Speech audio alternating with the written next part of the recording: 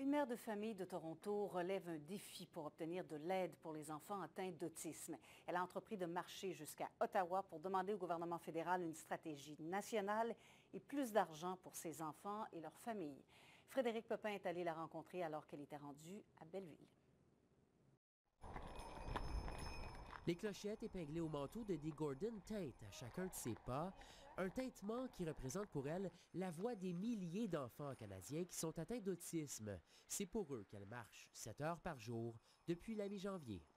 We're asking for a pan-Canadian strategy and for autism. Cette mère de famille de 51 ans parcourt des kilomètres pour demander aux Canadiens de signer sa pétition.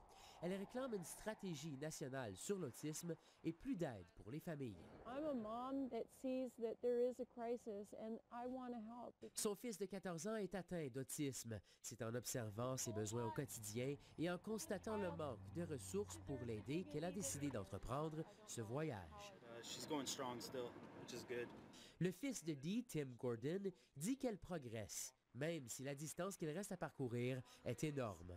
The kilometers is pretty tough. Il l'accompagne pour veiller sur elle. Ils sont partis de Toronto le 15 janvier et veulent arriver au Parlement fédéral le 29.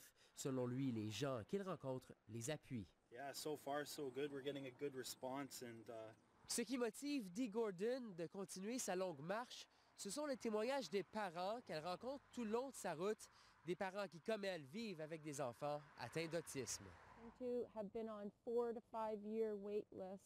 Un couple lui raconte avoir attendu 5 ans avant que leur fils reçoive des services, une situation qui doit changer selon elle. So once the child is able to have these treatment plans, they can overcome all of these boundaries. Selon Dee Gordon, les enfants qui ont accès au traitement adéquat peuvent apprendre à surmonter les difficultés liées à l'autisme. Selon Santé Canada, un enfant sur 150 souffre de troubles du spectre autistique, mais il faudra faire encore beaucoup de recherches pour mieux comprendre les causes et déterminer les traitements qui fonctionnent le mieux.